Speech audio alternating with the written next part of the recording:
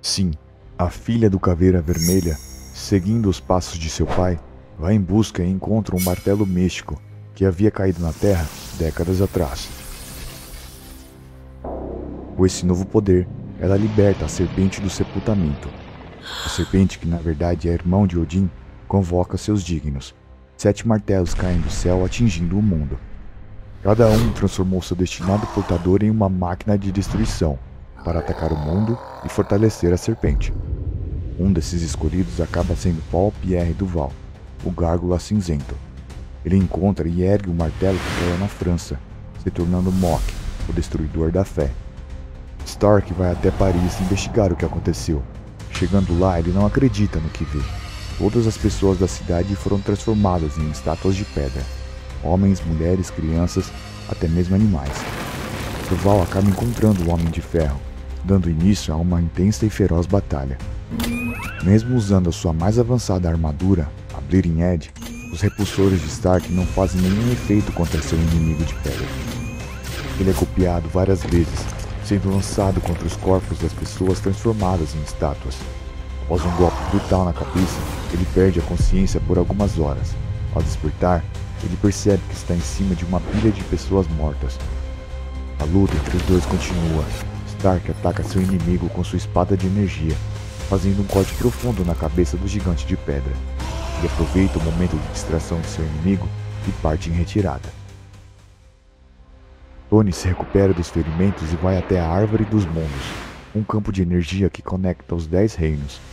Mesmo não acreditando em deuses, desesperado ele clama por Odin, e oferecendo um sacrifício, a sua sobriedade. Odin atende o chamado de Tony e aparece diante dele. Stark pede para que ele possa forjar novas armas, acreditando que assim terá uma chance de vencer essa guerra. Odin atende ao pedido do irmão de guerra de seu filho Thor e o leva para a oficina onde foi forjado o lendário martelo Mjolnir. Com a ajuda de anões, Tony trabalha incansavelmente e finalmente consegue forjar uma nova armadura para ele e armas encantadas com metal ouro para os Vingadores. Com esse novo poder, os Vingadores conseguem resistir aos avanços do exército inimigo, ganhando tempo o suficiente para Thor matar a serpente. Após a morte de seu irmão, Odin toma o controle dos martelos dos dignos da serpente, retirando seus poderes e os derrotando. Ao final desse grande conflito, o Gárgula Cinzento é preso e colocado em uma cela projetada para conter o Hulk. Diante do responsável pelo genocídio ocorrido em Paris, o Homem de Ferro começa a se questionar. Que tipo de Deus deixaria isso acontecer? É aqui que tudo começa a perder o sentido para mim. Não como um cientista, mas como um homem. Camboja, Sérvia, Iraque, todos os holocaustos. Não vamos nem entrar em uma razão científica para tudo isso, mas, espiritualmente falando, se esse é o trabalho de um Deus, de qual forma o inferno pode ser pior do que isso? Bonsoir, Duval. Eu não sei como você está lidando com a sua percepção de tempo aqui embaixo, mas é de noite e estamos sozinhos aqui. Eu acabei de voltar de Paris. A viagem foi boa, mas sabe como é? Bastante trabalho a ser feito. Falando nisso, vamos conversar sobre o que você fez lá. Eles estão preparando a pira funerária do Thor. Vai começar em breve. Você deveria estar lá. É, você também. Eu estou em muitos lugares. Deve ser bem legal.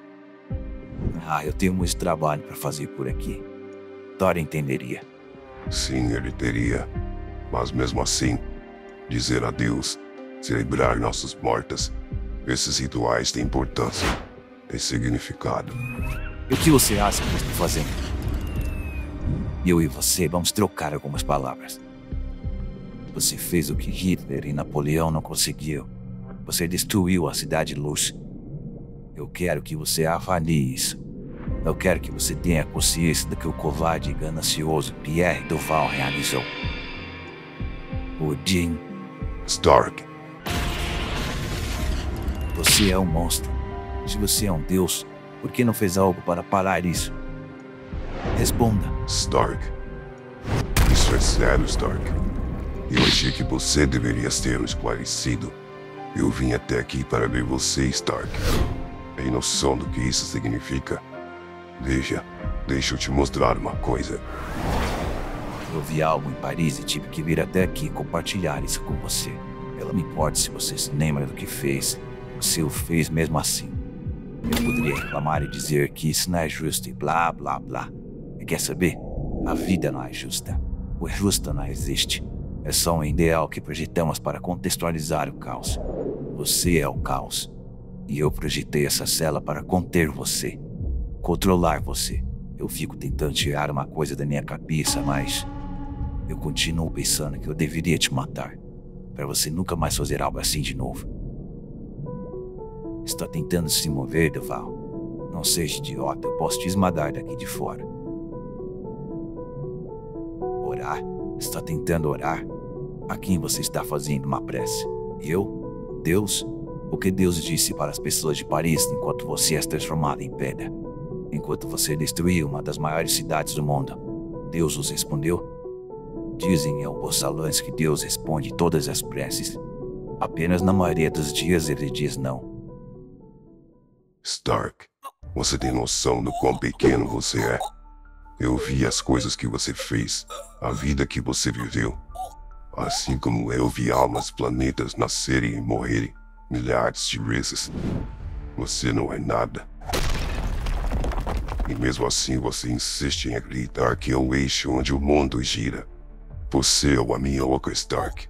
Uma minhoca que é cutucada para fora da Terra e que agora observa o Sol. Deixa eu te mostrar. A crença não tem sentido. A fé não tem sentido. Vislumbre brevemente o infinito e diga-me, o que precisamente você controla? Por que eu? Por quê? Por que, Stark? Quem acreditaria em você?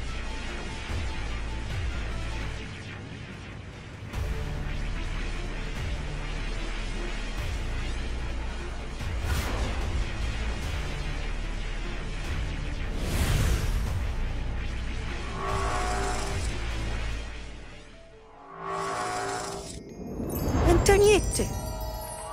Mama!